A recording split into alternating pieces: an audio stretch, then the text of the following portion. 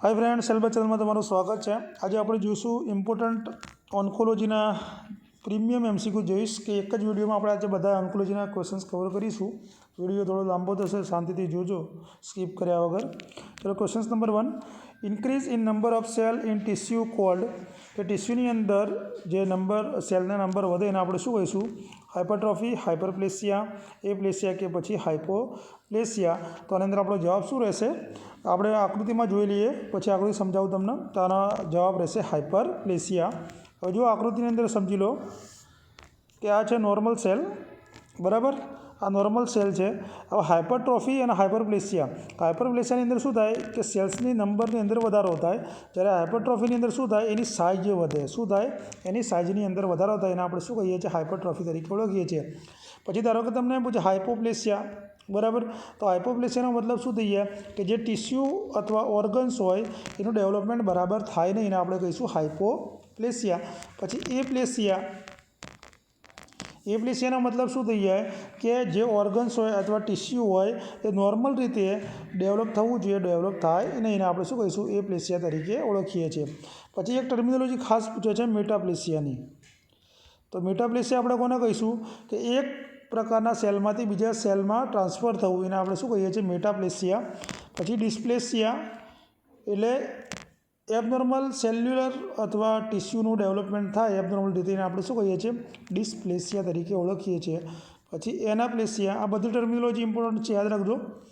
આમાં શું થઈએ કે જે સેલ્યુલર ડિફરન્સિયસ હોય, સેલની વચ્ચે જે તફાવત હોય અને ફંક્શન્સનો, બરાબર, એને પોતાની કેરેક્ટરિસ્ટિકનો, મેલેગ્નન્સીનો, એની એ શું કરે? લોસ કરીને કહેવાય એનાપ્લેસિયા। ક્લિયર થઈ ગયું આ? ચલો questions number 2, which of the following is not a typical difference factor between benign and malignant tumour, કે નીચેનામાંથી બિનાઇન અને મેલિગ્નન્ટ વચ્ચે ટિપિકલ તફાવત કયો નથી?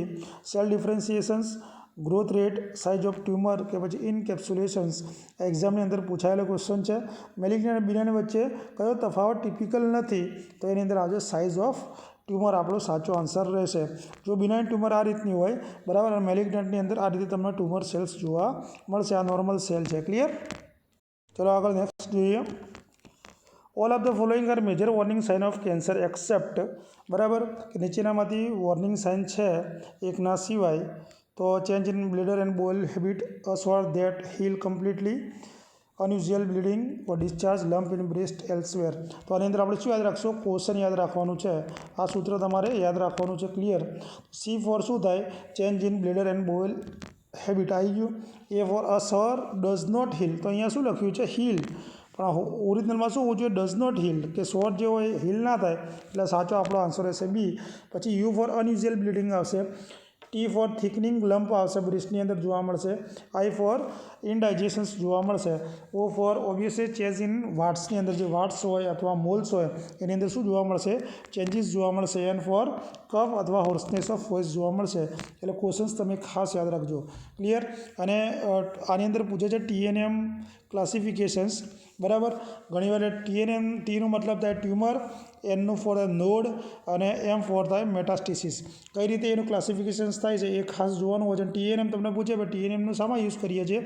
તો કેન્સર માટે આપણે યુઝ કરીએ છીએ, બરાબર? TNM classifications. ક્લિયર? ચલો આગળ, screening cancer detection test for most common cancer in women. હવે શું કહેવા માગે છે કે મોસ્ટ કોમન કેન્સર વુમનમાં જોવા મળે તો ડિટેક્શન કઈ રીતે કરીએ? તો પહેલી આપણને ખબર હોવી જોઈએ કે વુમેનની અંદર મોસ્ટ કોમન કયું જોવા મળે? તો બ્રેસ્ટ કેન્સર મોસ્ટ કોમન જોવા મળે છે। તો હવે બ્રેસ્ટ કેન્સરનું આપણે સ્ક્રીનિંગ ટેસ્ટ જુઓ। Biopsy of cervical tissue, dilatation curetting, positive Kahn's test, કે પછી બ્રેસ્ટ સેલ્ફ એક્ઝામિનેશન્સ। તો આની અંદર આપણો જવાબ શું રહેશે? જવાબ રહેશે બ્રેસ્ટ સેલ્ફ એક્ઝામિનેશન્સ, આપણો સાચો આન્સર રહેશે। હવે જો બ્રેસ્ટ સેલ્ફ એક્ઝામિનેશન્સનું એક્ઝામમાં ઘણીવાર પૂછે છે, ડાયાગ્રામમાં જોઈ લેજો ખાસ, કે પહેલી વસ્તુ કે તમારે મહિનામાં એકવાર જાતે કરવાની, વન્સ ઇન અ મંથ, બરાબર? ક્યારે કરવાનું? જ્યારે માસિક આવે એમસીના 2 થી 3 દિવસ પછી કરવાનું, બરાબર? અને હાથનો શું કરવાનો?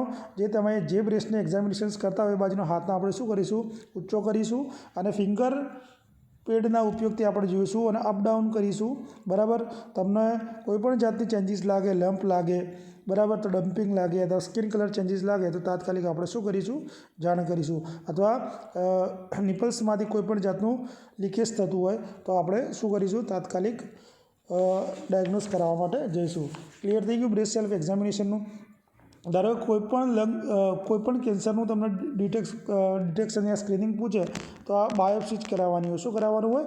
બાયોપ્સી કરાવવાનું હોય. તમારે મને એમ કહેવાનું છે કે બ્રેસ્ટ સેલ્ફ એક્ઝામિનેશન્સ એ કયા પ્રકારના લેવલ ઓફ પ્રિવેન્શનમાં આવશે, બરાબર, એ તમારે મને કહેવાનું છે. ખાસ કરીને કોમેન્ટ કરજો, બરાબર. અને આ તમને કીધું આમાં બીજા 2 ક્વેશ્ચન મહિનામાં એકવાર કરવાનું અને આફ્ટર મેન્સ્ટ્રુએશન્સ પછી આપણે કરતા હોઈએ છીએ. ધારો કે તમને એમ પૂછે ભાઈ ટેસ્ટિક્યુલર સેલ્ફ એક્ઝામિનેશન્સ કયા ટાઈમમાં કરવાની, તો પણ એ મંથની અંદર આપણે કરીશું. 20 થી 35 વર્ષની ઉંમરમાં આ ખાસ કરીને જોવા મળે. અને એમાં જોવા મળે ટેસ્ટિક્યુલરની અંદર સેમિનોમા. શું કહેવાય? સેમિનોમા જોવા મળતી હોય છે. જે કેન્સર થાય એને શું કહીએ? સેમિનોમા ટેસ્ટિક્યુલરની અંદર. અને એમાં મંથની અંદર આપણે એકવાર કરતા હોઈએ છીએ. પણ સેમ ડે અને એવરી મંથ એમાં કરવાનો હોય છે. આફ્ટર શોવર લો ને નાયા પછી આપણે કરવાનો છે. નાયા પછી આફ્ટર બાદ તમે કરી શકો છો. ક્લિયર? ચલો આગળ. Which of the following is the most important tumour marker to diagnose carcinoma of ovary? કે ઓવરીને કાર્સિનોમાનો આપણે માર્કર કયું છે? તો serum human chorionic gonadotropin CA-125, serum alpha fetoprotein કે હ્યુમન પ્લેસેન્ટલ લેક્ટોજન્સ. બરાબર. ટ્યુમર માર્કર શું છે કે એક જાતનું સબસ્ટન્સ છે કે જે ટ્યુમર્સની અંદર સિન્થેસાઇઝ થઈ જાય છે, કે બ્લડની અંદર એ શું થઈ જાય, રિલીઝ થાય, બરાબર. બ્લડ હોય, યુરિન હોય, બોડી ટિશ્યુ હોય, એની અંદર શું થઈ જાય, એ રિલીઝ થાય એટલે આપણે બાયોકેમિકલ ઇન્ડિકેટર તરીકે આપણે એને કહી શકીએ.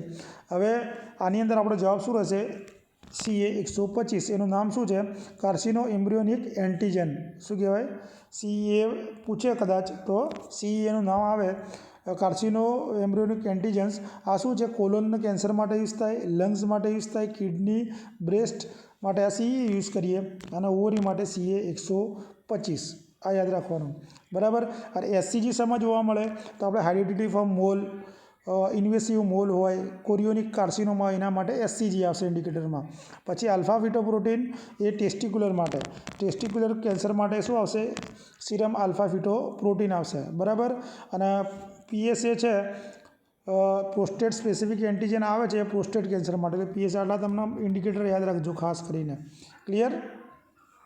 ચાલો આગળ. When examine a patient with abdominal pain the nurse in charge should assess. કે જ્યારે આપણે એબ્ડોમિનની એક્ઝામિનેશન્સ કરતા હોય તો શું કરશું અસેસમેન્ટમાં, ખાસ શું ધ્યાનમાં રાખશું? તો આની અંદર ઓપ્શન છે કે ક્વોડ્રન્ટ ફર્સ્ટ, ગમે તે ક્વોડ્રન્ટ ફર્સ્ટ રાખો, સિમ્પ્ટોમેટિક ક્વોડ્રન્ટ ફર્સ્ટ રાખો, સિમ્પ્ટોમેટિક ક્વોડ્રન્ટ લાસ્ટ રાખો, કે symptomatic quadrant either second and third. જો આ એક્ઝામની અંદર પૂછાયેલો ક્વેશ્ચન છે તો આની અંદર આપણો જવાબ શું આવશે કે જે બાજુ દુખતું હોય એના આપણે લાસ્ટની અંદર અસેસ કરીશું. જો પહેલાં અસેસ કરવા જઈશું તો શું થઈ જાય, પેન વધી જશે, બરાબર, મસલ્સની અંદર, અને એ ભાગ ટાઈટ થાય શકે અને બીજા આપણે ફર્ધર અસેસમેન્ટની અંદર આપણને ઇન્ટરફિયર થઈ શકે છે. ક્લિયર? તો C આપણો સાચો આન્સર રહેશે. પછી આમાં હોસ્પિસ વિશે પૂછે છે તો હોસ્પિસ ટર્મ્સ એટલે શું? તો આની અંદર આપણે જે કેન્સરનો લાસ્ટ સ્ટેજ હોય એના માટે આ વર્ડ્સ યુઝ કરીએ છીએ, હોસ્પિસ, બરાબર.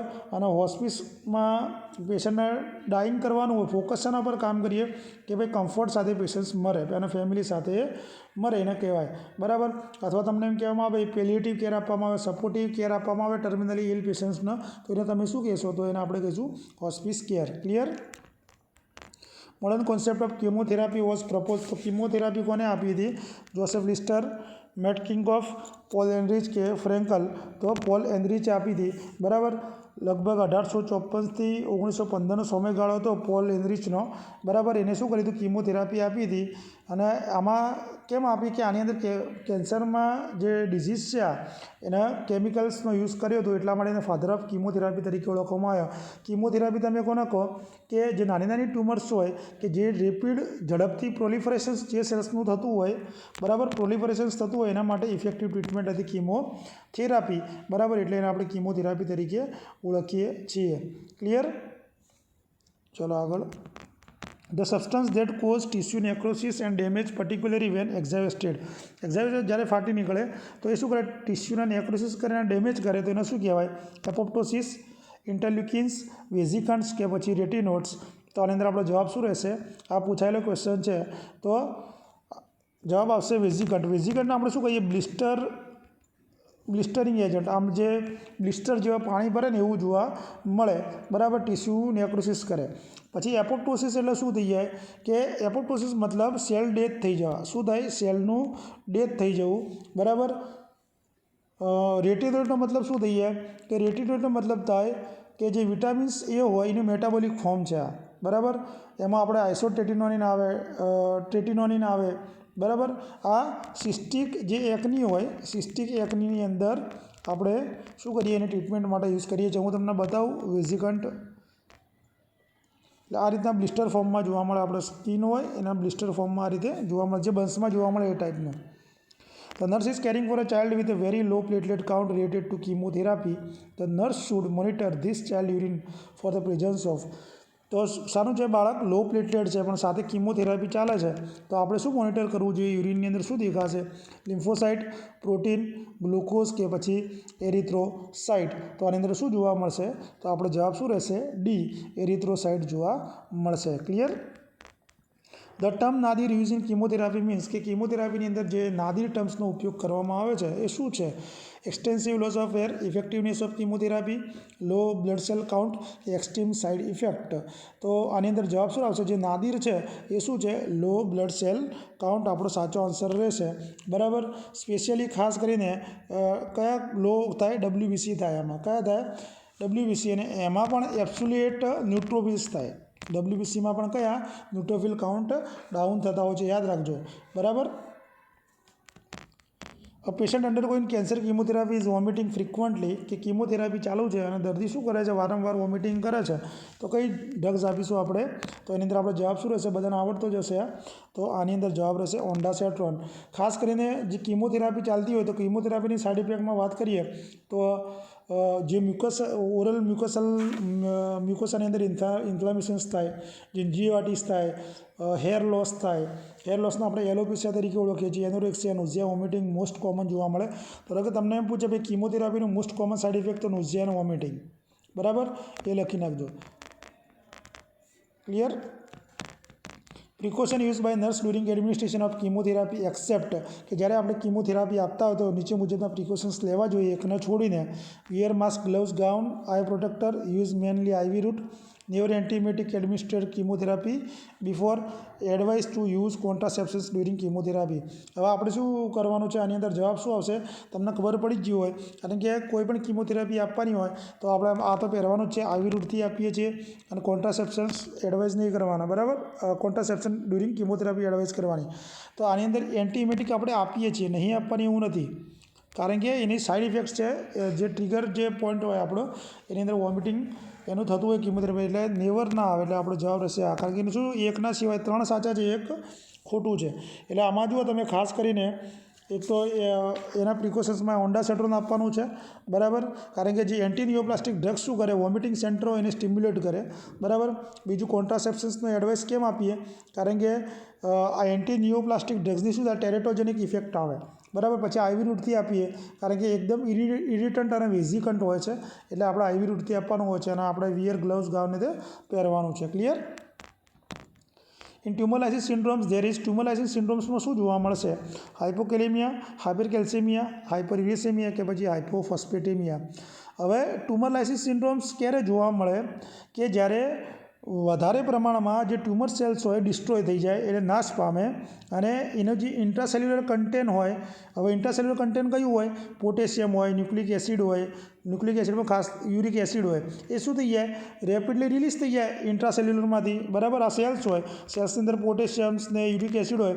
હવે આ શું થઈ જાય? સેલ્સ નાશ પામે તો એ બધું ક્યાં આવે? બ્લડ સ્ટ્રીમની અંદર આવી જશે, બરાબર. એના પરિણામે શું જોવા મળશે? બ્લડની અંદર પોટેશિયમનું પ્રમાણ વધી જાય, એટલે હાઇપરકેલેમિયા જોવા મળે, બરાબર. પછી ફોસ્ફરસનું પ્રમાણ વધી જાય તો હાઇપરફોસ્ફેટેમિયા જોવા મળે. પણ કેલ્શિયમનું પ્રમાણ ઘટી જાય, હાઇપોકેલ્સેમિયા જોવા મળે, અને હાઇપરયુરેસેમિયા. આ 4 કન્ડિશન જોવા મળે તો આ આવશે, તો હાઇપરકેલ્સેમિયા આવશે ને હાઇપોકેલ્સેમિયા. ટ્યુમરલાઇસિસ સિન્ડ્રોમ્સમાં શું થાય? કે એકી સાથે ટ્યુમર સેલ્સનો ડિસ્ટ્રોય થવાથી આ કન્ડિશન્સ ડેવલપ થાય. જો આની અંદર બરાબર. આ ટ્યુમર સેલ્સ હોય ડિસ્ટર્બ એટલે પોટેશિયમ વધી જાય, બરાબર. એલોન્ટિન યુરિક એસિડ વધી જાય, ફોસ્ફરસ વધી જાય, પણ કેલ્શિયમ ઘટી જતું હોય છે. Clear. What is the main difference between teletherapy અને બ્રિકીથેરાપી રેડિયેશન્સ? ટેલિથેરાપી અને બ્રિકીથેરાપીનો મેન તફાવત શું છે? Location of radioactive source, dose of radiations, type of rays use કે નોન ઓફ ધી અબવ. તો ટેલિથેરાપી આપણે કોને કહીએ કે એક્સટર્નલ બીમ રેડિયેશન્સ થેરાપી છે, બરાબર. રેડિયેશન થેરાપીનો કોમન ટાઈપ છે, બરાબર. આપણે બહારના ભાગે આપણે શું કરીએ રેડિયેશન્સ આપતા હોઈએ છીએ, બરાબર. હવે જે બ્રેકીથેરાપી છે, બ્રેકીથેરાપી તમે કોને કહો ઇન્ટરનલ રેડિયેશન છે, એટલે કે આની અંદર ડાયરેક્ટ આપણે સોર્સ ઉપર જ આપવાનું હોય છે, ટ્યુમર ટિશ્યુને સીધું કોન્ટેક્ટમાં લેતા હોઈએ છીએ. તો આની અંદર જવાબ શું આવશે? લોકેશનનો આવશે. શું આવશે? લોકેશન બંનેના અલગ અલગ છે. Clear. The most likely side effect of external radiations to the neck cancer of larynx, કે નેકનું કેન્સર હોય, બરાબર, લેરિંગ્સનું કેન્સર હોય, નેક પર આપણે રેડિયેશન આપતા હોય તો શું સાઇડ ઇફેક્ટ થાય? કોન્સ્ટિપેશન્સ, ડિસ્નિયા, શોર થોટ કે પછી ડાયરિયા. એક્ઝામમાં પૂછાયેલો ક્વેશ્ચન છે, તો આની અંદર જવાબ આવશે શોર થોટ, બરાબર. The treatment that use light and energy aim at a exact tissue location, depth and vaporize cancer cells. શું કે આમાં એવી કઈ ટ્રીટમેન્ટ કે જ્યાં કેન્સરના સેલ્સ હોય તે એક્ઝેક્ટ લોકેશન્સ પર અને છેક ઊંડાઈએ લાઇટ અને એનર્જીથી આપણે ટ્રીટમેન્ટ કરીએ એને આપણે શું કહેવાય? એનબ્લોક ડિસેક્શન્સ, ફોટોબ્લેશન્સ, ડિબલ્કિંગ કે પછી ડાયાથર્મી, બરાબર. તો આને જવાબ આવશે ફોટો એબ્લેશન્સ. ફોટો એબ્લેશન્સનો મતલબ શું થાય? લેસર થેરાપી આપણે કરતા હોઈએ છીએ. આમાં શું કરવામાં આવે છે? ટ્યુમરને રિમૂવ કરવામાં આવે, બરાબર. કે જે આમાં શું થઈ જાય, જે કેન્સર સેલ્સ હોય એ બીમમાં જ્યારે આપણે પાડતા હોઈએ ત્યારે શું થાય? ઇરિટેટ થઈ જાય, બરાબર, અને બહાર નીકળી જતા હોય છે, બરાબર. અને આને એમ્બોલિકની અંદર કવર કરીને આખા ટિશ્યુને આપણે શું કરીએ? રિમૂવ કરીએ, બરાબર. હેલ્ધી ટિશ્યુ પણ આની સાથે આવી જાય. ડીબલ્કિંગની અંદર શું કરવામાં આવે? જે ટ્યુમર હોય એને આપણે સર્જિકલી રિમૂવ કરીએ અને શું કહીએ? ડીબલ્કિંગ તરીકે ઓળખીએ છીએ. ક્લિયર. જો હું તમને બતાવું આ રીતે એની ડેપ્થ અને ઊંડાઈ સુધીમાં, આ ડેપ્થ અને ઊંડાઈ સુધીમાં છે કે આપણે લાઇટ છોડી અને એને કવર કરતા હોઈએ છીએ. Clear. Which gas is use in cryosurgery? તો ક્રાયોસર્જરીમાં કયો ગેસનો ઉપયોગ કરવામાં આવે છે? તો carbon dioxide, hydrogen, carbon monoxide કે લિક્વિડ નાઇટ્રોજન. તો જવાબ શું આવશે? લિક્વિડ નાઇટ્રોજનનો આપણે યુઝ કરીએ છીએ. જો એક છે ગામા નાઇફ સર્જરી.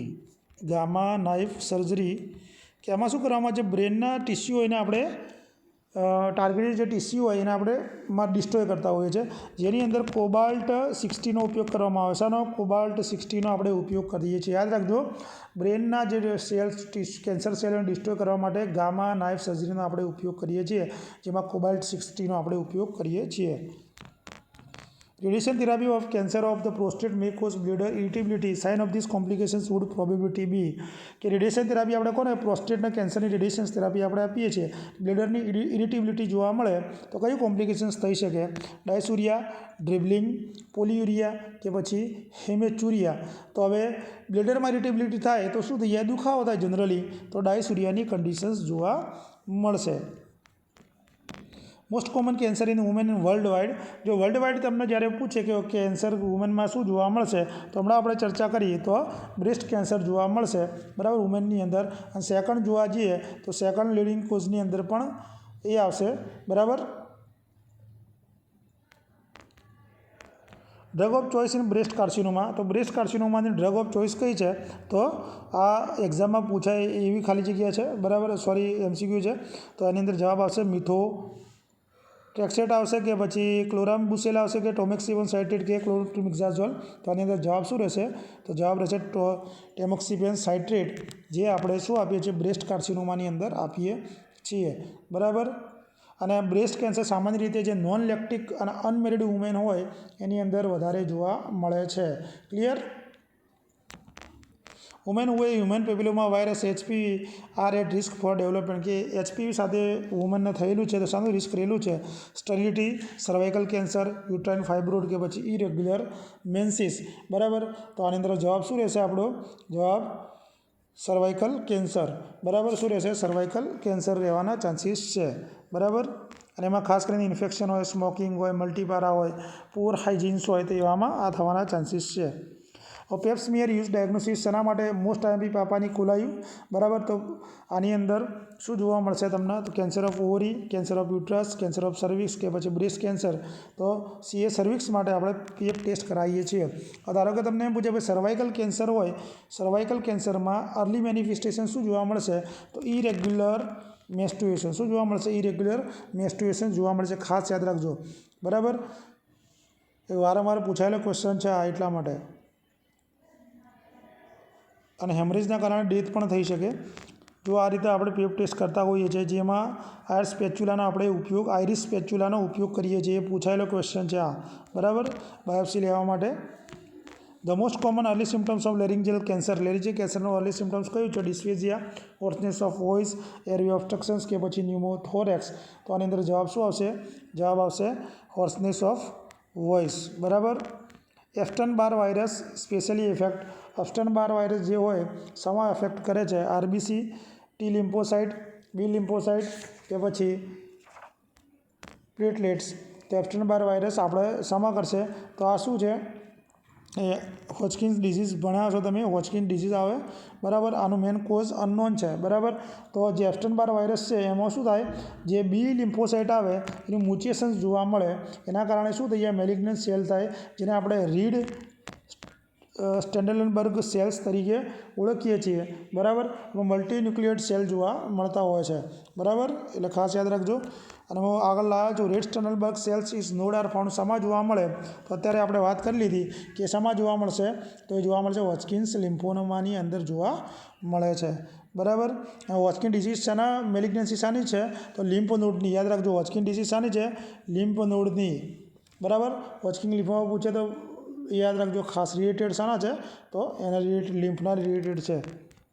આની અંદર આ ટાઈપની જોવા મળે હોચકિન્સની અંદર, બરાબર. રેડ સ્ટેન્ડલબર્ગ સેલ્સ આ ટાઈપના હોય છે. ક્લાસિકલ સેલ પીડીએફમાં તમે જોઈ લેજો, clear. Which of the following is a classical presenting symptoms of retinoblastoma. રેટાઇનોબ્લાસ્ટોમાની અંદર કયા સિમ્ટમ્સ જોવા મળશે, Brushfield spot, Reed Sternberg cells, Brudzinski sign કે પછી કેટ્સ આઈ રિફ્લેક્સ. તો રેટાઇનોબ્લાસ્ટોમા શું છે, એક મેલિગ્નન્ટ ટ્યુમર કોની છે, એમ્બ્રિયોનિક જે ન્યુરલ રેટાઇના હોય ચિલ્ડ્રન્સની અંદર ખાસ જોવા મળે, બરાબર.